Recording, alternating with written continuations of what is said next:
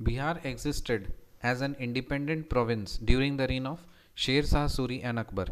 बिहार जो एक इंडिपेंडेंट एक प्रोविंस की तरह रूल करता था. So Bihar existed as an independent province किसके शासन में? शेर शाह सूरी के शासन में और अकबर के शासन में.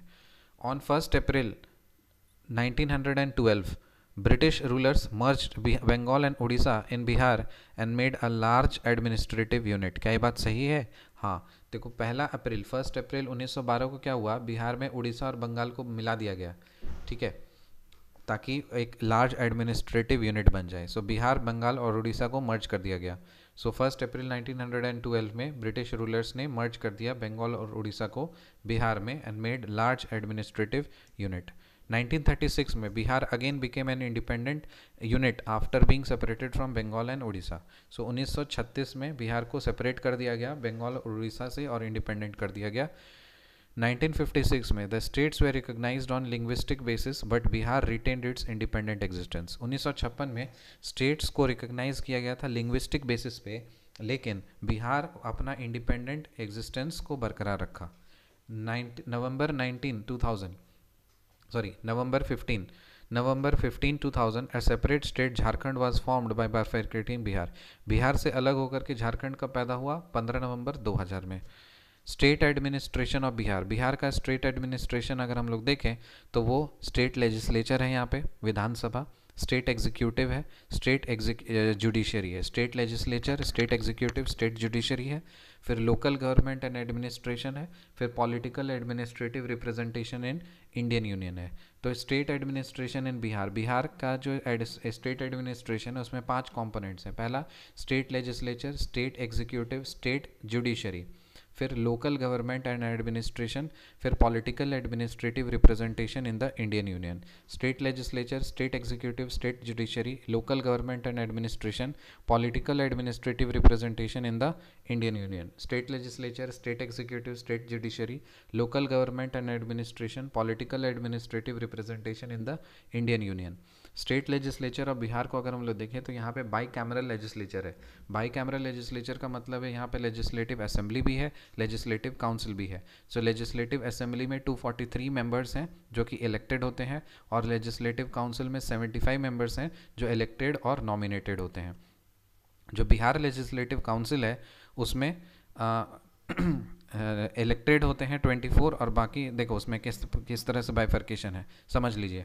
बिहार लेजिस्लेटिव काउंसिल है उसमें टोटल 75 सीट्स हैं, indirectly elected by the state legislature. तो स्टेट लेजिस्लेचर इनडायरेक्टली इलेक्ट करती है कितना? 27 सीट्स इनडायरेक्टली इलेक्ट होता है स्टेट लेजिस्लेचर्स के द्वारा.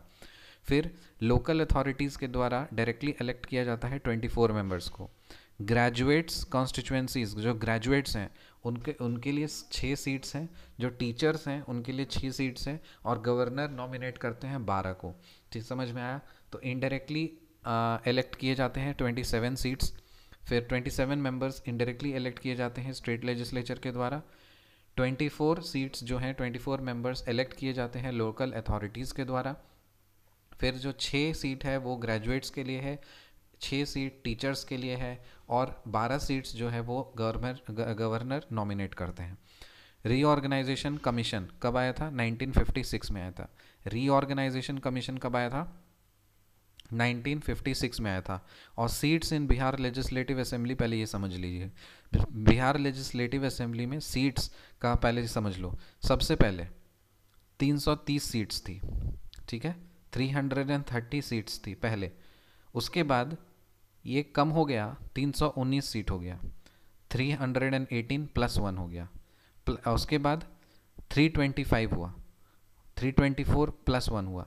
फिर जैसे ही झारखंड फॉर्म हुआ तो उसमें 243 सीट्स हो गए. 243 सीट्स में से 38 सीट्स एससी के लिए रिजर्व्ड है और 2 सीट्स एसटी के लिए रिजर्व्ड है.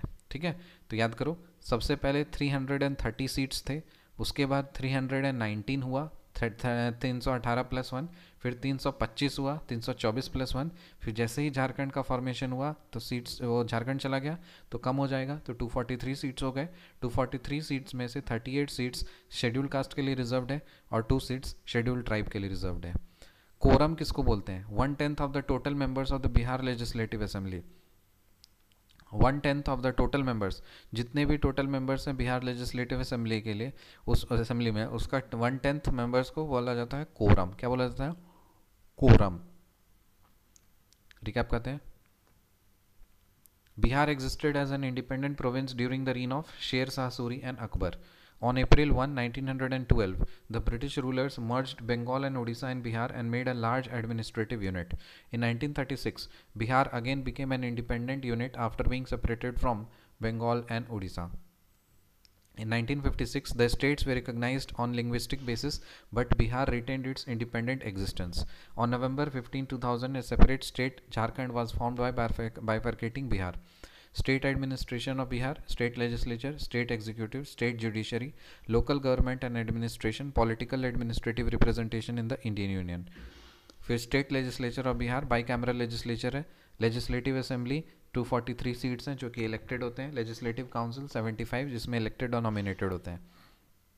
पर बिहार लेजिस्लेटिव काउंसिल में 75 सीट्स हैं. इनडायरेक्टली इलेक्टेड स्टेट लेजिस्लेचर के द्वारा 27, लोकल अथॉरिटीज़ के द्वारा इलेक्टेड 24, ग्रेजुएट्स के लिए 6, टीचर्स के लिए 6, nominated by governor 12. Reorganisation commission 1956 में आया था. Seats in Bihar legislative assembly उस समय 330 थी. उसके बाद फिर आ गया 319, 318 प्लस 1, फिर आया 325, 324 प्लस 1. फिर झारखंड का फॉर्मेशन हुआ, 243 सीट्स हो गए जिसमें 38 सीट्स शेड्यूल कास्ट के लिए रिजर्व्ड है, 2 सीट्स शेड्यूल ट्राइब्स के लिए रिजर्व्ड है. फिर 1/10 of the total members of Bihar legislative assembly, इसको बोलते हैं quorum. See in the next video. Till then.